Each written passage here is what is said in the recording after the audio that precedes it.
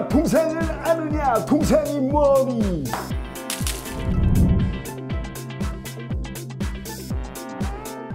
인류가 다른 종족과 다른 점은 장거리 교육활동, 무역을 한다는 건데요.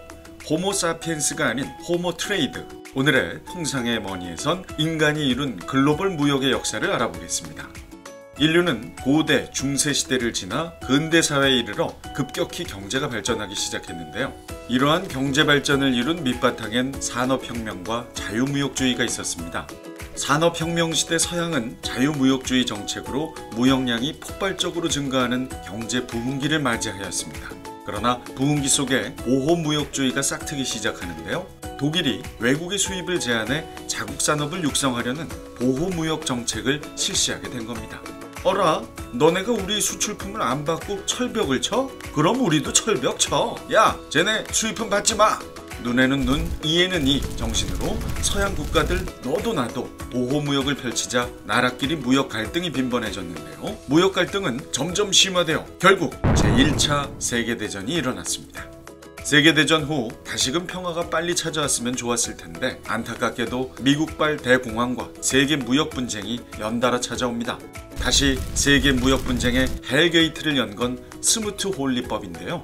미국은 세계 경제 대공황을 피하자며 수입품에 어마어마한 관세를 무는 스무트 홀리법을 발동하고 이 법으로 인해 많은 국가가 미국의 보복 관세를 물리면서 대공황은 더 심해지는 최악의 상황을 맞이합니다.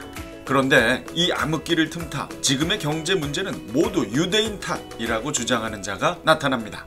우리가 모두 아는 그분, 맞습니다. 바로 히틀러입니다. 대공황의 제1차 세계대전 패전국으로 혼돈과 파탄에 빠진 독일 국민은 당시 히틀러의 말도 안 되는 주장에 빠져들 수밖에 없었습니다.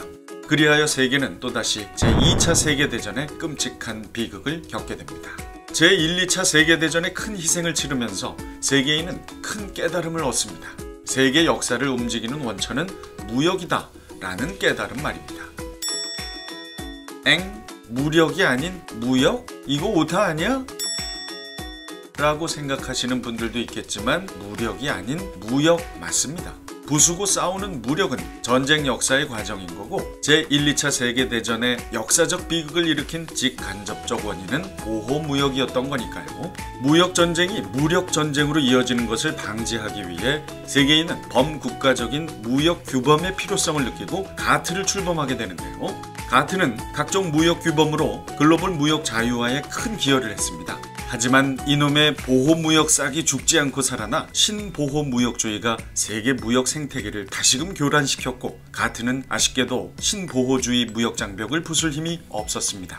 무역 분쟁을 해결할 국제기구가 아니었기 때문이죠. 그래서 1995년 WTO가 등판하게 된 겁니다. WTO 체제 아래 세계는 더 이상 통상마찰로 참혹한 전쟁을 치르지 않게 되었습니다. 그러나 WTO는 수많은 국가들 간의 합의 과정을 거쳐야 해서 무역 규범 하나를 정하는데 오래 걸릴 수 있고 회원 국가들 간 미묘한 입장 차이로 무역 분쟁을 원활하게 해결하기 어려울 때도 있다는 단점이 있습니다. 이로 인해 현재 지구촌은 빠른 시간 내에 국가 간 무역 자유화를 실현할 수 있는 FTA가 활발히 전개되고 있습니다. 이처럼 세계 무역 시장은 다사다난한 시간을 보내왔지만 그 속을 잘 살펴보면 보호무역주의와 자유무역주의 중 어떤 기조가 융성했느냐에 따라 역사의 흐름이 바뀌어왔고 보호무역에 따른 크고 작은 통상마찰과 다툼이 지금 이 순간에도 세계 어디선가 반복되고 있음을 알 수 있습니다.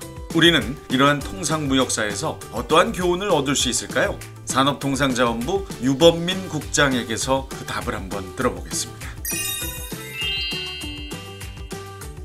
안녕하십니까. 산업부 통상법무정책관 유범민 국장입니다.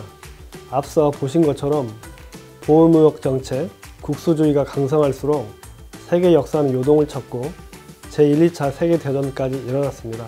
이처럼 세계 역사를 보면 통상과 무역에서 분쟁의 원만한 해결은 국가 간의 경제적인 갈등을 해결하는 것뿐만 아니라 세계 평화를 위해서도 중요한 역할을 합니다. 특히 지금은 무기의 발달로 작은 분쟁도 큰 전쟁으로 쉽게 번질 수 있는 만큼 통상 문제를 협상을 통해 조정하고 해결하는 노력이 매우 중요하다고 하겠습니다. 무엇보다 세계 무역 질서가 보호무역 체제로 회귀하지 않고 다자주의에 기반하여 자유무역 질서가 유지 발전되는 것이 세계 경제 발전에 도움이 되는 길입니다. 그러기 위해서는 WTO의 기능이 하루빨리 복원되어야 합니다. 특히 이를 위해서는 상소기구가 정상적으로 돌아가는 것이 급선무입니다.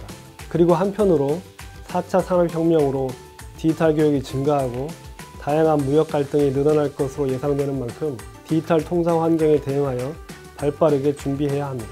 산업통상자원부는 WTO 전자상거래 협상에서 16개 조항의 제안서를 제시하여 국제 디지털 통상 규범이 하루빨리 정립될 수 있도록 기여하고 있습니다. 앞으로 우리가 쓸 무역 역사에선 어떤 일이 벌어질까요? 미래를 알 수 없지만 한 가지 분명한 건 미래는 현재 세대의 노력에 따라 달라질 수 있다는 겁니다. 통상이 머니는 우리의 의지와 노력으로 미래 대한민국이 최강 고수 통상대국이 될 수 있기를 바라며 이만 마치겠습니다. 통상에 대해 알짜 상식만 쏙쏙 전해드리는 통상이 머니. 앞으로도 많은 시청 부탁드립니다.